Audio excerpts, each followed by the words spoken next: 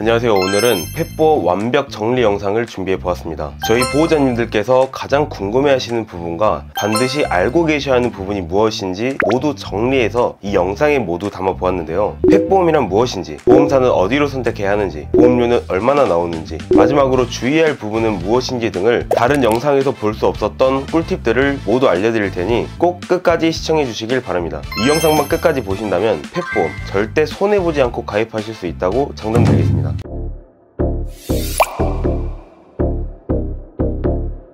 펫보험이 5월달에 개정이 되었는데요. 이 부분을 먼저 설명드리겠습니다. 먼저 첫 번째는 자기부담금인데요. 자기부담금은 지출한 병원비 중에서 보호자님께서 부담해야 하는 비용을 말합니다. 원래 자기부담금은 만원, 3만원, 5만원 이렇게 3개 중 하나를 선택할 수 있었는데요. 하지만 5월달부터는 3만원과 5만원 중 하나만 선택하실 수 있습니다. 두 번째는 보장 비율입니다. 보장 비율은 지출한 병원비에서 자기부담금을 떼고 얼만큼을 돌려받을지를 선택하는 건데요. 이 보장 비율도 원래는 50%에서 90%까지 설정할 수 있었지만 현재는 50%에서 70%까지만 설정이 가능합니다. 이 자기부담금과 보장 비율이 어려우신 분들을 위해 간단한 예시를 들어보겠습니다. 펫보험을 자기부담금 3만원에 보장 비율 70%로 설정하고 가입을 했는데 이 아이가 아파서 병원비가 10만원이 나왔다고 가정해 보겠습니다. 먼저 자기부담금 3만원을 떼니까 7만원이 되고 여기에서 70%를 돌려받으니까 49,000원이 되는 거죠. 따라서 자기부담금은 높을수록 보험료가 내려가고 보장 비율은 높을수록 보험료가 올라가는 구조입니다.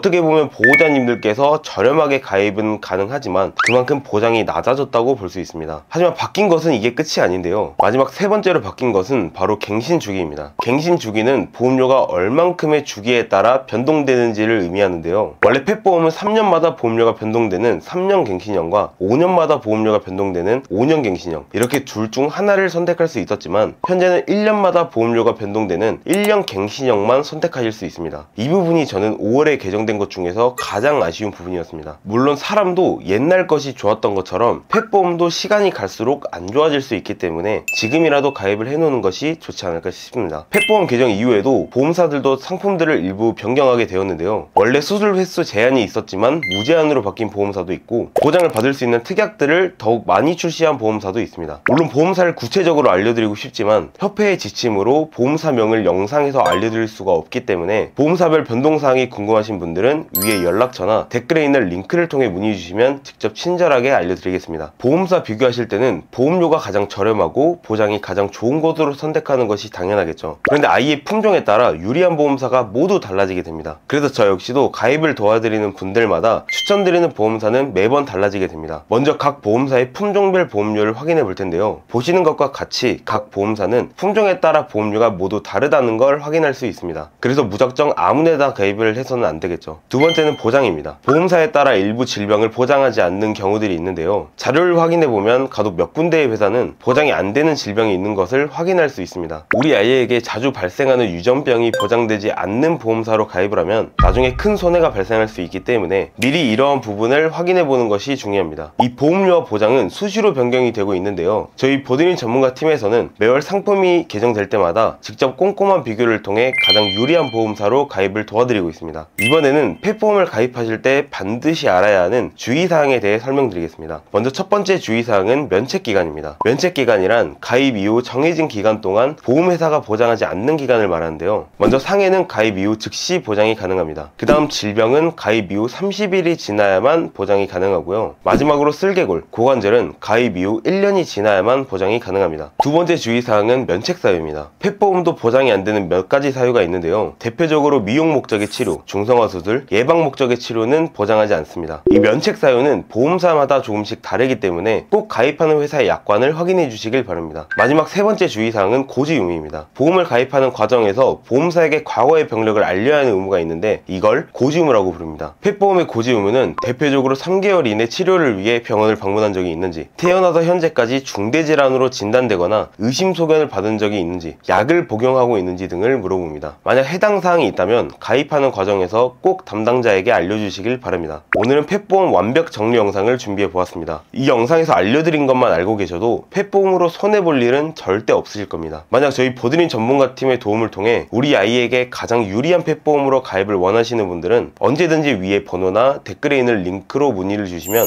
객관적인 비교를 통해 정직한 안내를 도와드리겠습니다. 오늘 내용이 도움되셨다면 구독과 좋아요 부탁드리고요. 다음에도 더 유익한 정보를 가지고 찾아뵙겠습니다. 시청해주셔서 감사합니다. 본 광고는 손해보험 광고심의 기준을 준수하였으며 유효기간은 심의일로부터 1년입니다.